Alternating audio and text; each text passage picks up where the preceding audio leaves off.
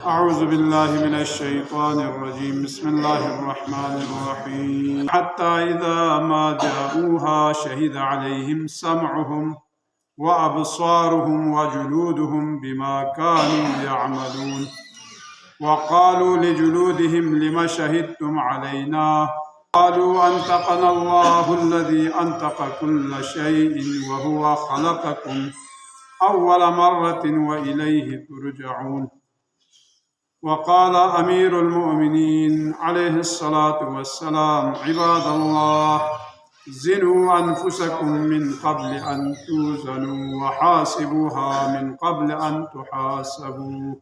تقوی الہی کی طرف دعوت دیتا ہوں سب سے پہلے اپنے نفس کو اور پھر آپ تمام مومنین کو۔ ماہ مبارک رمضان کے حلول پر آپ تمام حضار کی خدمت میں ہدیہ تبریک عرض کرتا ہوں اور اس کے بعد دعا کرتا ہوں اللہ تبارک و تعالی ہم سب کو ماہ مبارک رمضان کے اعمال خصوصاً شب قدر کے اعمال بطور احسن انجام دینے کی توفیق عطا فرمائے اور ہم سب کے گناہان صغیرہ کبیرہ عفو ہونے کے بعد یہ ماہ مبارک رمضان سے الوداع کرنے کی توفیق عطا فرمائے۔ یہ مہینہ محاسبہ اور مراقبہ کا مہینہ ہے۔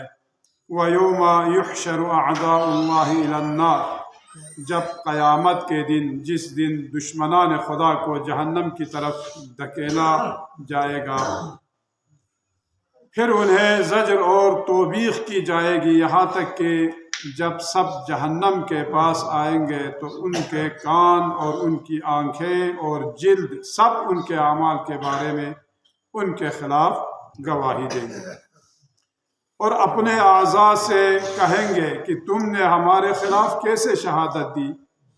تو وہ جواب دیں گے ہمیں اسی خدا نے گویا بنایا ہے جس نے سب کو گویائی عطا کی ہے، اور تم کو بھی پہلے دن اسی نے پیدا کیا ہے اور اب بھی پلٹ کر اسی کی بارگاہ میں جاؤ گے۔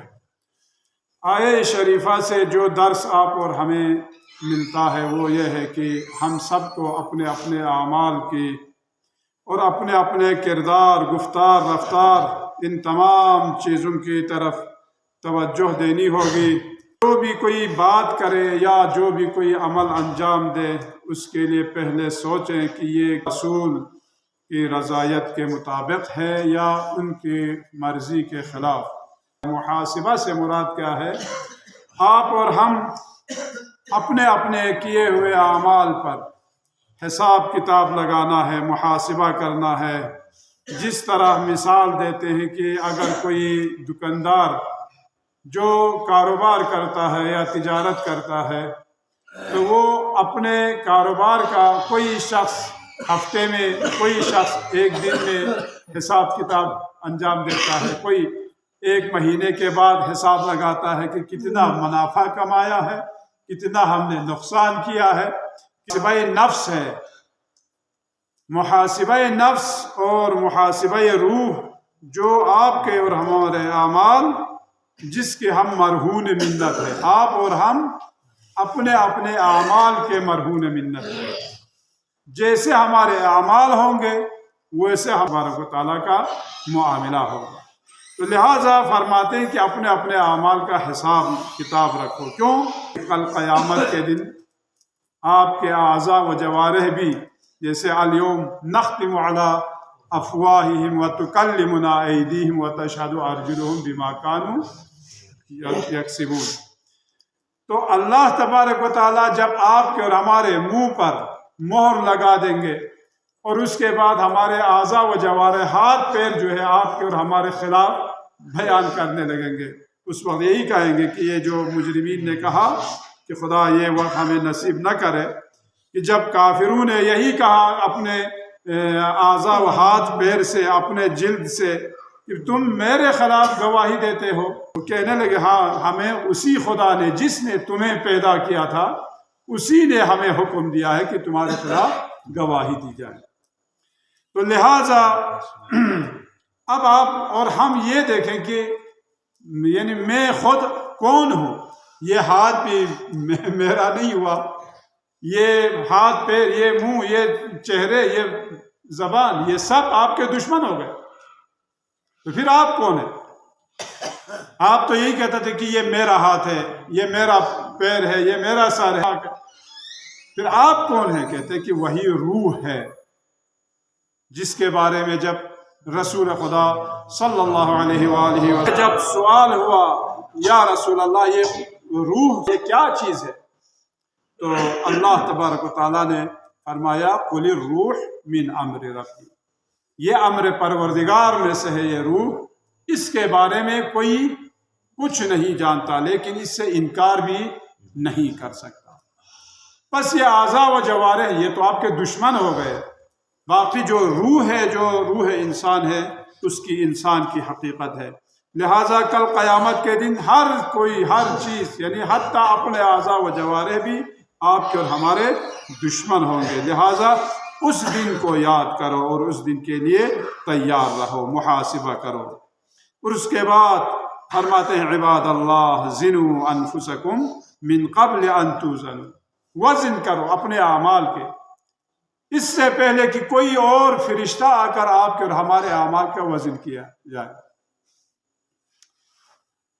لہذا وحاسبوا من قبل ان تحاسبوا، حساب کتاب کرو، جس طرح کاروباری لوگ حساب کتاب کرتے ہیں اسی طرح آپ اور ہم بھی حساب کتاب کریں کہ اپنے اعمال کا کتنے سالوں میں ہم نے کتنے گناہ کیے ہیں اور کتنے نیک اعمال انجام دیے ہیں، اور اگر گناہ کیے ہیں تو ان کا ازالہ کرے، توبہ کرے، اور اگر نیک عمل اگر انجام پائے ہیں تو خدا کا شکر ادا کرے۔ وَتَنَفَّسُوا قَبْلَ ضِيقِ الْخِنَاقِ وَانْقَادُوا قَبْلَ عُنُقِ السِّيَاقِ۔ امیر المومنین فرماتے ہیں بھائی یہ جو سانسیں یہ رکنے سے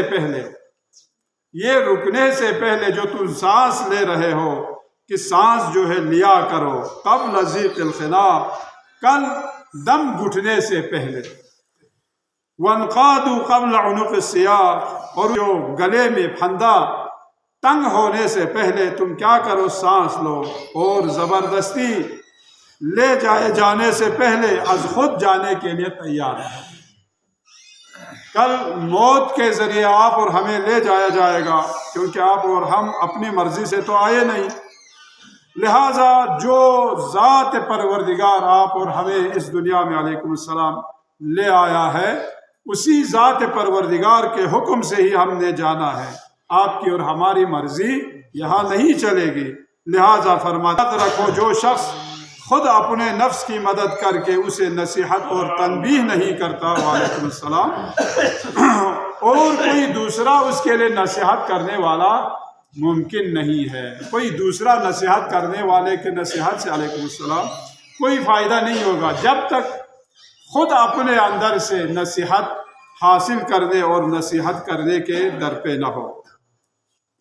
اسی لیے رسول خدا نے فرمایا یا ابا ذر حاسب نفسک قبل ان تحاسب، اے ابا ذر حساب کتاب لگا، حساب کرو، محاسبہ کرو پہلے کہ تمہارا حساب لیا جائے۔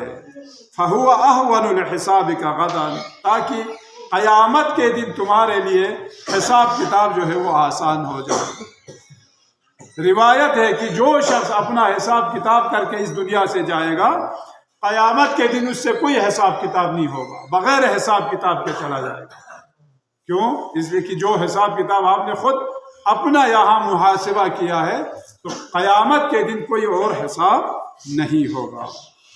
یا ابا ذر کن بالعمل بالتقوی اشد اہتماما منک بالعمل فانہ لا یقل عمل بالتقوی، اے ابا ذر تقوی اور پرہیزگاری کے ساتھ عمل انجام دو، کیونکہ بغیر تقوی کے عمل جو ہے کوئی کسی کام کا نہیں ہے۔ کیوں؟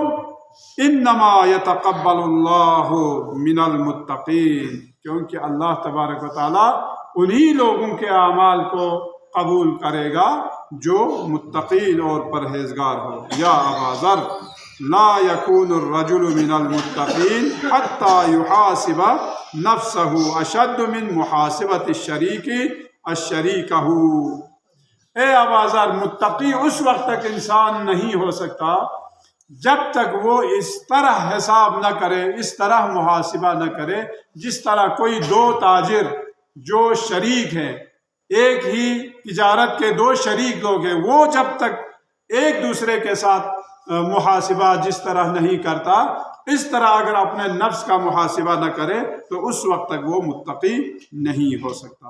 اس کے بعد فرمایا للہ ما فی السماوات وما فی الارض وَإِن تُبْدُوا مَا فِي أَنفُسِكُمْ أَوْ تُخْفُوهُ يُحَاسِبْكُمْ بِهِ۔ اللہ تبارک و تعالی ہر چیز سے باخبر ہے، لہٰذا اپنے نفوس کی، اپنے جانوں کی اور اپنے انفاس کی جو ہے ان کا محاسبہ کرو۔ کیوں؟ فَيَغْفِرُ لِمَن يَشَاءُ وَيُعَذِّبُ مَن يَشَاءُ وَاللَّهُ عَلَى كُلِّ شَيْءٍ قَدِيرٌ۔ جو آسمان اور زمین ان کا خالق ہے، اسی نے آپ اور ہمیں خلق فرمایا ہے، لہٰذا وہ ہر چیز پر قدرت بھی رکھتا ہے اور ہر چیز سے باخبر بھی ہے، لہٰذا اسی ذات نے آپ اور ہمیں اس دنیا میں بھیجا ہے کچھ روز کے لیے۔ کیوں؟ اس لیے کہ روزہا فکر منین است تو ہمیں شب سخنم کی چرا غافل از احوال دل خویش تنم۔ آپ اور ہمیں کچھ مدت کے لیے یہاں پر بھیجا گیا ہے، لہٰذا اس سے غافل نہ رہے۔ کیوں؟ اس لیے کہ بہت جلد یہاں سے واپس چلے جانا ہے۔ زکجا آمد آمدنم بحر چبوت بکجا میروم آخر ننمائی وطنم۔ کس لیے آیا ہے آپ اور ہم اس دنیا میں، اور کس کی طرف سے آیا ہے؟ اللہ تبارک و تعالیٰ کی طرف سے آیا ہے اور اسی کی طرف ہی جانا ہے۔ انا للہ و انا الیہ راجعون۔ اور فرمایا جو شخص یہ جان سکے، اس چیز کی معرفت اگر اسے حاصل ہو جائے کہ میں کہاں سے آیا ہوں اور کہاں رہ رہا ہوں اور کہاں جانا ہے، اس کے لیے رحمت الہی کی دعا کی ہے مولا امیر المومنین، رحم اللہ من علم من این وفی این و الی این۔ اگر یہی تین چیزیں یعنی توحید، نبوت اور قیامت، توحید یعنی خدا تبارک و تعالیٰ کی طرف سے ہم آئے ہیں اور کہاں رہ رہے ہیں کہ رسول خدا اور انبیاء الہی کے مطابعت میں ان کے فرامین پر عمل کرتے ہوئے زندگی ہمیں گزارنی ہے، اور اس کے بعد کہاں جانا ہے کہ اسی کی طرف جانا ہے، قیامت کے دن ہم نے پلٹنا ہے۔ اگر یہی تین چیزیں اگر آپ اور ہم سمجھ جائیں اور انہی کو اگر آپ اور ہم انہی کی معرفت حاصل ہو جائے تو انشاءاللہ آپ کے لیے اور ہمارے لیے آخرت کا جو سفر ہے وہ آسان ہی رہے گا۔ لیکن فرماتے ہیں کہ مرغ بال ملکوتم نیم از عالم خواب چند روزی قفس ساختن از بدنم۔ یہ آپ کا جو روح ہے، اصل حقیقت تو یہ روح ہے، یہ تو خدا تبارک و تعالیٰ کے بارگاہ میں یہ پرواز کر رہا تھا، یہ آزاد تھا، یعنی تمام عالمین کا جو پرواز کرنے والے کو اس مختصر وقت کے لیے ایک 6 فٹ کے اس بدن عنصری میں اس کو جس طرح کسی پرندے کو کسی پنجرے میں بند کیا گیا ہے، اسی طرح آپ کے اس روح کو بھی اس مختصر مدت کے لیے اس 6 فٹ کے بدن میں اس کو محفوظ کیا گیا ہے۔ لیکن فرماتے ہیں کہ اے خوشان روز کی پرواز کنم در بر دوست بہوائے سر کویش پر و بالی بزنم۔ ہاں، اس وقت یہ خوش نصیبی ہے کہ اللہ تبارک و تعالیٰ یعنی وادی میں سفر کرے اور اس میں پرواز کرے، اللہ تبارک و تعالیٰ کی نعمتوں سے وہ یعنی فیضیاب ہو، یہ اس کے لیے بہترین موقع ہے۔ لہٰذا فرماتے ہیں کہ عباد اللہ احذروا یوما تفحص فیہ الاعمال ویکسر فیہ الزلازل وتشیب فیہ الاطفال۔ اے لوگو، اے عباد خدا، بندگان خدا، امیر المومنین اپنے خطبہ نمبر 90 میں ارشاد فرما رہا ہے، احذروا، تم لوگ ڈرو، یومن، اس دن سے جس دن تمہارے اعمال کے جانچ پڑتال ہوگی، وَيُكْسَرُ فِيهِ الزَّلَازِلُ، اور اس میں جو ہے زلزلوں کی بہتار ہوگی کہ بچے تک جو ہے وہ بوڑھے ہو جائیں گے۔ یاد رکھو اے بندگان خدا کہ تم پر تمہارے ہی نفس کو نگران بنایا گیا ہے، اور تمہارے اعضاء و جوارح تمہارے لیے جاسوسوں کا کام کر رہے ہیں۔ یہ مولا امیر المومنین کا فرمان ہے۔ اور کچھ بہترین محافظ ہیں جو تمہارے اعمال اور تمہاری سانسوں کی حفاظت کر رہے ہیں۔ یہ نفس امارہ اور نفس لوامہ، اور نفس امارہ سے مراد وہ نفس ہے جو آپ کو اور ہمیں گناہوں کی طرف جو ہے وہ زیادہ لے جایا جاتا ہے، لیکن نفس لوامہ جو ہے یہ آپ کے محب میں سے ہے، یہ آپ کے چاہنے والوں میں سے ہے۔ نفس لوامہ کیا ہے؟ یعنی وہ جو ملامت کرتا ہے۔ اگر آپ اور ہم گناہوں میں مرتکب ہو جائے تو یہ انسان کے اندر سے ایک ضمیر کی آواز اٹھتی ہے، وہ کہتی ہے وہ آواز کہ تو نے یہ کیا کیا، ملامت کرتے ہیں۔ اور یہی ملامت ہے جس کی وجہ سے انسان توبے کی طرف، استغفار کی طرف آتا ہے۔ یہ نفس لوامہ یہ آپ کے دوستوں میں سے ہے۔ کیوں؟ اس لیے کہ وہ ہمیشہ آپ کو ملامت کرتے۔ اسی لیے تعالیٰ آپ اور ہم اگر کوئی نیک کام انجام دینے کی نیت ہی کر لے ثواب لکھنے لگتا ہے۔ ملائکہ کو، فرشتوں کو ثواب لکھنے کا حکم دیتا ہے، لیکن اگر آپ اور ہم نے گناہ انجام دیا تو 7 گھنٹے تک جو ہے اس گناہ کو لکھنے سے روک دیتا ہے۔ فرماتا ہے اللہ تبارک و تعالیٰ کہ میرا یہ بندہ پچھتا جائے گا، یہ توبہ کرے گا، یہ استغفار کرے گا۔ لہٰذا استغفار اس مہینے کا سب سے بہترین عمل ہے، ماہ مبارک رمضان کا۔ لہٰذا فرماتے ہیں کہ مراقبت کرے، کس چیز سے؟ خدا سے مراقبت کرے۔ فَمَن يَعْمَلْ مِثْقَالَ ذَرَّةٍ خَيْرًا يَرَهُ وَمَن يَعْمَلْ مِثْقَالَ ذَرَّةٍ شَرًّا يَرَهُ۔ فرشتوں سے مراقبت۔ فرشتوں سے کیوں مراقبت؟ کیوں؟ اس لیے کہ کل فرشتے کہیں گے اقرأ کتابک کفا بنفسک اليوم علیک حسیبا۔ اب اس وقت جو ہے اپنا نامہ اعمال بتانے کے لیے اور کسی کی مدد کی ضرورت نہیں ہے، آپ اور ہم خود سب چیز آپ کو یاد آئیں گے۔ وہاں یہ نہیں کہہ سکتے کہ میں بھول گیا ہوں اور مجھے ابھی یاد نہیں، ایسا نہیں۔ اور مکان سے مراقبت۔ مکان یعنی آپ اور ہم اگر گناہ انجام دیتے ہیں تو جس مکان پر، جس زمین پر آپ اور ہم گناہ انجام دیتے ہیں وہ کل قیامت کے دن وہ بھی گواہی دیں گے۔ اذا زلزلت الارض زلزالها واخرجت الارض اثقالها وقال الانسان ما لها يومئذ تحدث اخبارها۔ اس دن، قیامت کے دن، یہ روئے زمین بھی آپ اور ہمارے خلاف گواہی دیں گے۔ اس کے بعد فرماتے ہیں زمان اور مکان سے بھی مراقبت، کہ ہر دن جو بندے خدا میں یعنی جدید رات ہوں، میں جدید دن ہوں، مجھ میں تم نیک اعمال بجا لاؤ تاکہ قیامت کے دن میں تمہارے لیے گواہی دوں، تمہارے حق میں گواہی دوں۔ لیکن آج کے بعد میں نے دوبارہ آنا نہیں ہے، لہٰذا زمانے سے اور مکان سے بھی مراقبت ضروری ہے۔ آخری چیز شیطان سے مراقبت ہے۔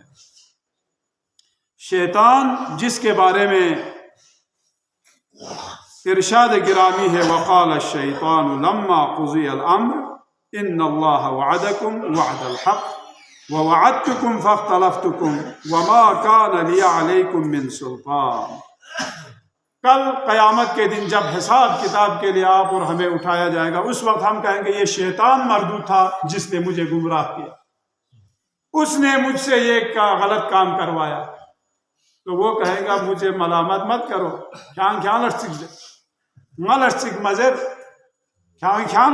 دو چار دی قرآن آیت پہ میرے قسم ہوا خوش دو ذربنا وعدکم وعد الحق۔ اللہ تبارک و تعالیٰ نے تمہارے ساتھ سچا وعدہ کیا تھا،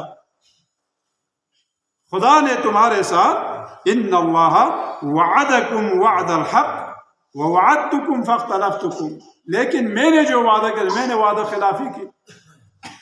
وما کان لی علیکم من سلطان، لیکن مجھے اتنی طاقت نہیں تھی کہ میں تمہیں گھسیٹ کر لے آؤں یا جبرن قہرن جو ہے تمہاری مرضی کے خلاف میں لے آؤں، بلکہ تمہیں جب میں حکم دیتا تھا یا میں وعدہ کرتا تھا اس وقت تم میرے پیچھے پیچھے آتے تھے، تو میں نے تمہیں پکڑ کے نہیں لایا۔ ابھی تم میری ملامت مت کرو، پھر اپنے نفس کی ملامت کرو. جیسے شیخ اعظم انصاری کے بارے میں یہ قصہ مشہور ہے. اس کے شاگرد نے دیکھا شیطان کو، وہ کندھے کے اوپر مختلف رسیاں لے کر گھوم رہا ہے، مختلف قسم کے رنگ برنگ کے. تو اس شاگرد نے کہا یہ کیا ہے؟ کہتے ہیں کہ اس کے ذریعے میں لوگوں کو اپنی طرف کھینچ کر لاتا ہوں. شیطان کہہ رہا. تو انہوں نے کہا اس میں ایک موٹی رسی تھی جو پھٹی ہوئی تھی، ٹوٹی ہوئی تھی. کہا کہ یہ کیا ہے؟ کہتے یہ شیخ انصاری کو ہم نے رات کو اس کو باندھ کر لے آئے تھے، یہ رسی توڑ کر جو ہے وہ بھاگ گیا. شیخ اعظم انصاری یعنی جو 100 سال سے اوپر ہے ان کی رحلت کو، لیکن ابھی تک حوزہ علمیہ میں انہی کی کتابوں سے درس خارج وغیرہ انہی کی کتابوں سے دی جاتی ہے. تو یہ ایک عظیم شخصیت تھی شیخ اعظم انصاری. تو اس نے کہا پھر میرے لیے کون سی رسی ہے؟ تمہارے تو رسی کی ضرورت ہی نہیں ہے. تمہیں جب اشارہ کرتا تو تم جیسے تو میرے پیچھے پیچھے بھاگ کر آتے ہو. تمہارے لیے رسی کی ضرورت نہیں ہے. یہ ان ہستیوں کے لیے ہے جو متقی پرہیزگار لوگ ہیں، ان کو پکڑ کر لانے کے لیے رسی کی ضرورت ہے. تمہیں اشارہ کرتا تو تم میرے پیچھے بھاگ کر آتے ہو. بہرحال وہ خواب سے بیدار ہوا اور آ کر کلاس میں درس میں شیخ اعظم انصاری کو یہ قصہ سنایا تو رونے لگے. ہوا یہ تھا کہ ان کے گھر بچہ ہونے والا تھا. تو انہوں نے سوچا کچھ پیسے تھے بیت المال کے، کہا کہ شاید بیوی کے لیے کوئی مکھن جو ہے خریدوں تاکہ اس کے لیے جو ہے کچھ آرام ہو. لیکن راستے میں سے پھر واپس چلا گیا. پتہ نہیں کتنے طالب علم غریب لوگ ہیں جن کے پاس یہ بھی نہ ہو. یہ سوچ کر جو ہے شیخ اعظم انصاری واپس آ گئے. تو انہوں نے یہ جو ہے تعبیر یہ تھی کہ میں اگر اس سے وہی جو گھی اگر خریدتا شاید سے جو ہے شاید مجھے حق نہ تھا. تو یہ قصہ ہمیں بتاتے ہیں کہ شیطان جو ہے وہ کسی کو نہیں چھوڑتا. عجیب ہے روایات بھی کہ خالص مخلص یہ سب مخلصین متقین سب خطرے میں، شہداء صالحین اچھے سب خطرے میں، الا عبادک المخلصین. مخلصین بندے جو ہے فقط شیطان کے اس فریب سے باہر ہے. مخلص اور مخلص سے کیا مراد ہے؟ یعنی مخلص بس اس میں فاعل ہے، یعنی جو اپنے آپ کو مخلص بنانے والا. لیکن مخلص کون ہے؟ جس کو اللہ تبارک و تعالیٰ نے خالص بنایا. لہٰذا اس نے کہا صرف آپ کے مخلص بندے جو ہے میرے اس خطر سے جو ہے دور ہے، لیکن باقی تمام جو ہے وہ اس خطرے میں ہے. اس کے بعد فرمایا کہ الا ان دعوتکم فاستجبتم لی فلا تلومونی ولوموا انفسکم. پس تم لوگ اپنے نفس کی ملامت کرو. ما انا بمصرخکم وما انتم بمصرخی.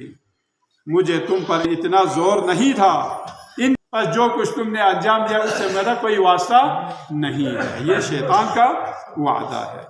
پروردگارا ہم سب گناہگار ہیں، ہمارے تمام گناہان صغیرہ کبیرہ معاف فرما. السلام علیکم ورحمۃ اللہ